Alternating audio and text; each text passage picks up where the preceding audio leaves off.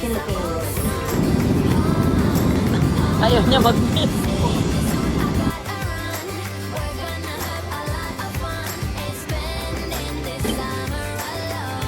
Upon entering US, yun yung medyo kasi do you have any green card? If you want to know how much ang nagastos namin, comment down below.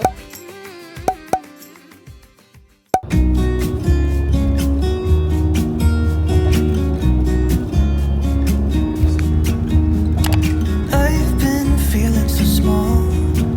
Watch the clock ticking off the wall. But tonight I'm letting it go. Spend my coin for sure. I'm gonna Galit na galit sila sa paminta nila. Ayaw nila magtipid. Dagatan pati si open mo. Tapos na kami sa immigration, guys. So, tapos na namin kumain kasi di pa kami nag-breakfast. And then pupunta na kami sa gate namin after. Hinanapan pa ako ng marriage contract because of my green card. Samantalang yung US, walang pag-alam na iba yung apelyedo ko doon. Sa apelyedo ko na sa passport ko. Sa travel tax lang. Hindi sa immigration. Ang sungit pa nung ano nila, nung nasa cashier tsaka yung supervisor sabi, dapat kasi nagdadala kayo lagi ng marriage contract niyo. Sabi ng supervisor, yung mga OFW daw kasi. Ganun. Ay, sa Clark naman, walang problema. Hindi ako hinanapan ng marriage contract. Walang elevator for the stroller and mga luggage. Wala ding escalator. So, mano-mano ang pagbababa namin ng luggage. And, binuhat din namin tong stroller na karga si Mishi. Very risk for fall. Grabe.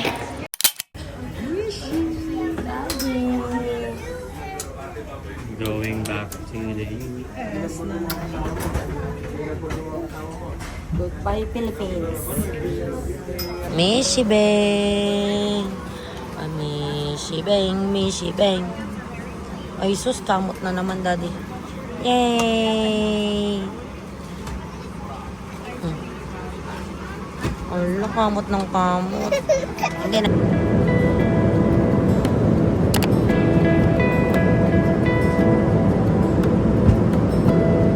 give me love, give me all your love. Oh, 'cause I want you. No one else makes me feel this way. Don't know what you Ayaw niya mag-meet. hold my hand. Could you hold my hand? Look me in the eyes. You and me, yeah, that's all. 170 KT2 246. Yeah, DL 170. Right here. I swear that 246. I'll stay here with you. Terminal 2. Hold me closer. I wanna stay here with you. All that we have is each other. Korea again. Pero mukhang pantalo lang mabibili dahil sinukahan po tayo ni Mishi Beng. Instead na Gentleman Store ang bibilhin. Wala nang budget sa Gentleman Store. Sinukahan ako ni Mishi Beng and wala akong extra pantalon. My side. I hope who I am is enough for you. If I'm giving you my love, giving you my love, love.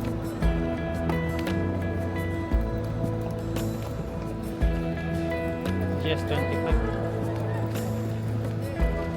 Tell me what you wanna do. I'll do anything. As long as I can be here. Lakad ng lakad. Pasaway, pasaway. Lakad ng lakad ang maningning. Mishi. Mishi. Nakalayo na. Ang layo mo na, anak ko. Oh, hater naman ngayon ang pinagdiskitahan. Mishi, come back here. Mishi, come back here. Mishi.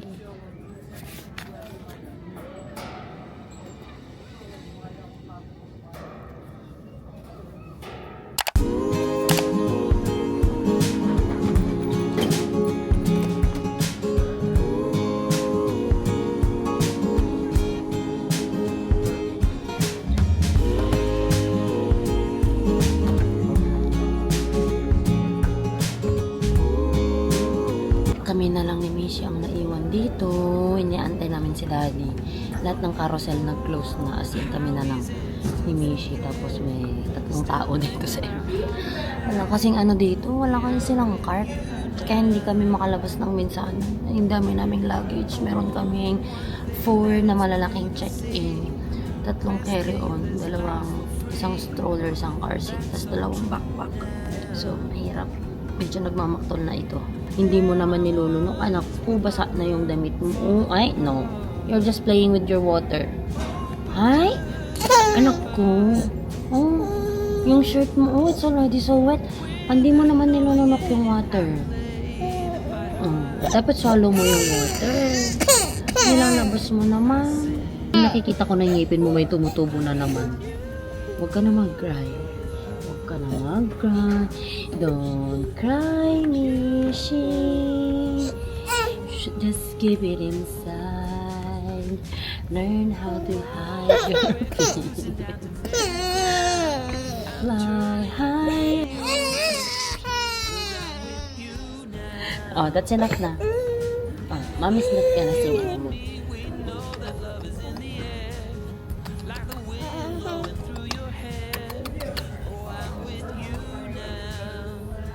Amoy-amoy yan pa. Ay, stinky. Amoy-amoy pa. Ay, stinky. Amoy-amoy pa. Stinky. We are almost home. Dito na kami sa truck ni Daddy. May bata dyan. Iyak ng iyak. Iyak ng iyak. Ba? Aba, ningning.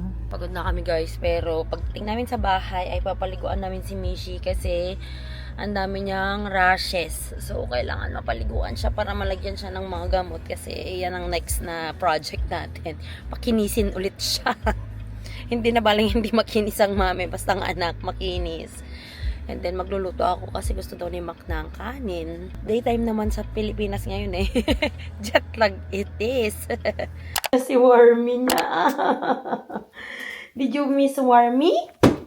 Ay, you jumped Wormy right away? Kawawa naman, Wormy. Where is Bronny and Bonnie? Ay, Zeus. La. Ay na. Playtime. Playtime with your toys. Where's Bronny? Bronny. Yan guys, magluluto muna ako habang si Mishi ay naglalaro at si Daddy naman ay kukunin pa yung ibang luggage namin. Sorry, may narinig kayo music dyan. Pinatugtog ni Daddy yung bigay nila sis GC. So, ang lulutuin ko ay kasi bukas pa siguro namin i-open yung mga luggage namin. Hindi ko na kaya na gusto ko yung pagising ko, yung medyo malinis pa yung bahay. Ayoko na ano. Kung makatulog kami ngayon. Kung hindi, di manonood kami. Si Mishi lang yung papatulogin namin. Nood kami ng, wala na palang incognito dito. Sa Pilipinas lang kasi yung mga yun. Ano ba naman yan? Yun yung pampatulog ko, incognito. Episode 12 pa lang ako. So, magluluto ako ng corned beef. May corned beef kami. Buti na lang may sibuyas pa kaming isa. Hindi pa naman sira. Kasi nga empty tong ref talaga namin, walang mga gulay, ganun. May isang bell pepper lang dyan, pero hindi ko lang sure kung pwede pa yung bell pepper. Pero hindi naman siya match sa corned beef, diba? Gusto daw niya lang may sabaw, and meron pa naman kaming isang cup noodles, pero baka i-open na niya yung luggage namin na may Lucky Me na beef. Kasi may dala kaming Lucky Me. Buti na lang naglinis kami, medyo naglinis kami nung before kami umalis, wala ding mga sirang pagkain, yung mga maduduming plato namin, nasa dishwasher din lahat, nahugasan na, kasi niran ko siya paglabas namin ng bahay. So, wala kaming mga basura, kaya yung bahay namin ang bango. Alam mo yun, yung tipong, nasa abroad na talaga ako. Kasi ang bango ng bahay namin na yung amoy na open na box, na balikbayan box, ganun. Tapos pagpasok po ng kwarto, ang bango ng kwarto natin, Daddy. Ba't kaya? Wala naman tayong pabango dun sa kwarto. Ito sa meron. Kasi meron akong plug-in na nandyan sa front door. Pero dyan sa kwarto, wala naman. Siguro yung mga damit namin. Kasi magkakonect yung walk-in closet tsaka yung sa kwarto. Luto na nga ako nang makakain na tayo. Nakasaing na ako. Yung corned beef na lang lutuin ko saglit. Na-miss niya yung mga toys niya, oh. Ay, sis! Na-miss niya yung mga toys niya. Hey everyone, update. So, nandito na nga po kami sa bahay. I actually just finished filming kung ano yung mga dinala namin from the Philippines. So, isi-share ko lang yung experience namin regarding sa ADIT ni Mac. Kasi may mga nagme-message sa akin regarding that, kung paano daw pa kami nakalusot. Okay. So, the ADIT, the ADIT, as I've said in my other videos regarding the green card, so nawala yung green card ni Mac. Tapos, nakakuha kami ng ADIT, which is a temporary, like, green card siya, kasi may nakalagay dun yung number ng green card mo ata or whatsoever. Yun. Yun yung mga kailangan nila sa airport, sa immigration, ganun. Okay. Sa Pilipinas, pumunta kaming Hong Kong, and libre ka kasi ng travel tax, maano ka ng travel tax if you have a green card. I don't know sa experience niyo, but in our experience, we went to the travel tax area, and then we needed to show them our green card. Sa Clark, papuntang Hong Kong, kahit wala yung green card ko, halos hindi nila tanggapin kasi hindi ko dala yung green card ko nun. Yung picture ng green card ko, so dapat lagi kayo may picture ng green card. Just in case lang na kailanganin nyo na wala yung green card nyo. Yung picture ng green card ko, yung binigay ko para ma-free ako ng travel tax papuntang Hong Kong. And then kay Mac, halos hindi nila tanggapin yung ADIT niya kasi hindi pa ata nila na-experience yun. But anyway, they still photocopied it as a proof na meron siyang green card. And then sa Manila, because doon kami nag-fly papuntang Korea to the USA, doon na ako nang gigil. Kasi hinanapan ako ng marriage contract. Kasi nga, yung green card ko is still my maiden name. Kasi yan din ako nagpalit. Which is wala namang nagiging problema sa immigration kapag in and out ako ng US. Diba, nakailang beses na ako na iba yung passport ko na yung married name ko na yung nandun. And then, yung single pa rin, maiden name ko pa rin yung sa green card ko. Walang problema. Nakailang balik na ako ng Canada, ganyan. Pagdating ko ng Pilipinas, nung paalis na kami ng Pilipinas sa travel tax dun sa Manila at NAIA Terminal 1, ang sabi, kailangan daw may marriage contract ako. I don't see the sense na yung green card ko, same ang picture ng green card ko sa mukha ko at sa mukha na nandun sa passport ko na iba na yung apelyido ko doon. Tapos yung middle name ko is same, middle name ko sa passport ko is same ng apelyido ko sa green card ko. Hinahanapan ako ng marriage contract. Tapos, guys, grabe naman yung ganun nila. Sasabihin nila na, dapat kasi lagi kang may dalang marriage contract. Ganun talaga yung sa akin nung nasa cashier or nasa window, and then tinawag pa yung parang supervisor nila. Wala naman po kasi nagiging problema yan sa US, and then hindi na daw po kasi naman kailangang palitan kasi pwede naman po mapalitan pag nag-citizen na po ako, sabi kong ganun, or ma-invalidate na lang pag nag-citizen ako, sabi kong ganyan. Tapos wala ka bang kopya ng ganito ganyan ng marriage contract mo? Send mo na lang dito sa email na to. Tapos yung email nila, guys, Gmail, pati dun sa Clark, Gmail, which is very unsafe for the documents. Kasi Gmail dapat may government sana na email sila para maging safe yung mga information ng mga tao. Gmail pa rin talaga yung ginagamit nila. Diba dito parang sa mga hospitals or sa mga workplace dito, may sariling email address yung hospital or yung isang account na lang siya, yung website talaga nila, yung hindi Gmail, hindi Outlook, hindi Ymail, Yahoo Mail, hindi mga ganun. Tapos yung kay Mac, halos di rin nila tanggapin. Hindi nila alam yung ADIT. So, you really need to explain to them kung ano ba yung ADIT, tapos yung may number naman dun ng parang green card mo, ganun, tapos pending I-90, ganun. You know what I did? I really filed a complaint sa isang supervisor nila doon sa parang ground ng Terminal 1, and then sabi ko, I need your feedback form. Kasi guys, yung pinapipicturean nila sa akin na QR code ay hindi ka makapagbigay ng comment or feedback. So, ang gusto ko lang naman is dapat standard yung procedure. Bakit ganun na sa Clark pwede naman, bakit sa kanila hindi pwede? Tapos the way they talk, na dapat kasi may dala kang mga OFW may dalang ganyan. Buti na lang, access ko pa yung email ko na yung mga pinasa ko pa noon na DS260 ko like 3 or 4 years ago, na kuha ko yon, and then that's the one that I emailed to them sa email pa nila na hindi naman secured email. Yun yung mga sinulat ko na sana standardized procedure, and then dapat yung pakikitungo naman nila sa tao. Kasi dito guys sa US, parang never ako nakapag-experience ng the way na ganun sila makipag-usap, na parang mamaliitin ka porque sila ay a worker ng government, yung mga ganun. So, back to the ADIT, when we checked in sa Korean Air, hinanap din nila yung green card ko, green card ni Mac. So, yun, yung pinakita namin. Tapos, yung lalaki doon sa counter, tanggap naman niya. Tapos, nagtawag lang siya ng isa to verify. At least, alam daw nung dalawang tao na may ganun na ADIT lang yung ginamit ni Mac. Upon entering US, yun yung medyo kami. Kasi, do you have any green cards? Ala, grabe talaga guys. Talagang maano sila sa Kasi binigay namin yung kay Mishi, tapos passport namin. Siyempre kay Mishi, US passport. Tapos yung sa amin, Philippine passport. Tapos, any green card for you too? Oh, I have here. Tapos hindi ko pa mahanap yung na green card ko. Kasi meron kasi akong belt bag. Tapos inside the belt bag, meron akong clear na bag para sa mga passport, green card, ganun. Wala siya doon. Tapos yun pala, nandun sa iba, nadaganan na siya ng mga resibo doon sa mismong belt bag. Nanervyos ako doon. Siyempre, no, magiging parang illegal, entry kung ganun. Tapos binigay ko yung green card. Tapos sabi ko, kay Mac, ADIT. Okay, this is the procedure. Kung ADIT yung gamit, dun kayo, the guys at the back will, sila daw yung magpa-process sa amin.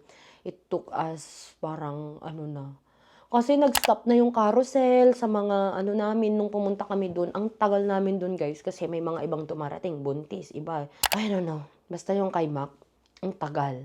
Tapos, may binigay lang sila kay Mac na orange na papel kasama ng passport. Tapos, nung nakuha na namin yung mga luggage namin, pumunta kami dun sa parang exit na. Tapos, dun sa exit, may nag-check ng passport, and dun nga sa may orange na papel. Tapos yun, dun nga sa may exit, tinanong na niya kung, do you have anything to declare? Did you bring any food? Ganyan.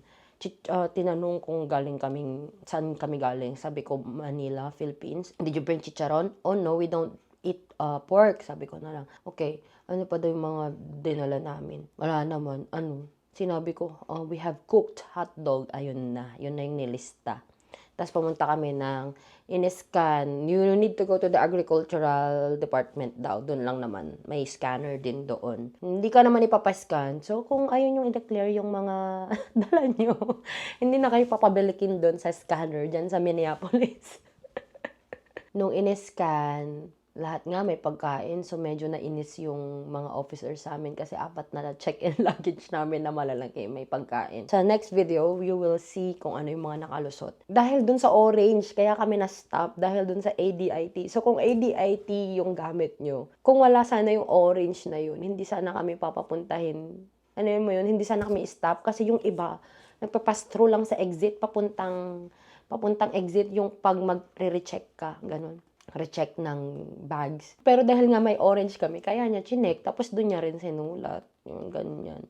Doon na lang sa next video guys, yung kwento kung ano yung mga nakalusot at hindi nakalusot. And makikita nyo rin doon sa next video na yun kung ano yung mga na-impake namin na okay naman. At kung ano yung mga sinabi ng immigration or ng customs officer na ano ba dapat yung mga hindi dinadala at pwedeng dalhin, yung ganyan. But anyway, yun lang naman yung mga naging aberya sa daan. God is good pa rin kasi at least ganun lang. Wala naman kaming dinala ng mga kung ano-ano. Pero sobrang hirap. If you will ask us, if uuwi pa ba kami ng Pilipinas, siguro pag medyo mas malaki na si Mishi, siguro pag mga 5 years old na siya. Grabe kasi guys, ang hirap, lalo na kapag sumasakit na yung tenga niya. Siyempre hindi niya nasasabi, but I know masakit yung tenga niya kasi sumasakit din yung tenga namin. Eh yung mga times na nagte-take off kami na masakit yung tenga niya, ayaw niya kasi magdede kasi nga kumakain lang kasi siya ng solid food. So ayaw naman niya na kumain para mag-swallow sana siya para kaya ginaganon ko yung tenga niya para lang medyo maano yung pressure. So, medyo mahirap siya na our part. Tapos, nung papunta kami Pilipinas, si Mac halos yung naghawak sa kanya. Pero nung nitong pabalik kami, sa akin niya lang gusto. So, ang tagal na nakaganon ako sa kanya, we tried na magpa-upgrade ng seat kahit magbayad na sana kami. Pero wala fully booked kasi yung yung airline. Wala na daw silang pwedeng maibigay sa amin na ibang seat or yung kahit mas maluwag sana na seat or ng leg area, dun sa may bassinet, ganun, pero wala. So, hindi ko alam kung kailan ulit ang uwi namin ng Pilipinas.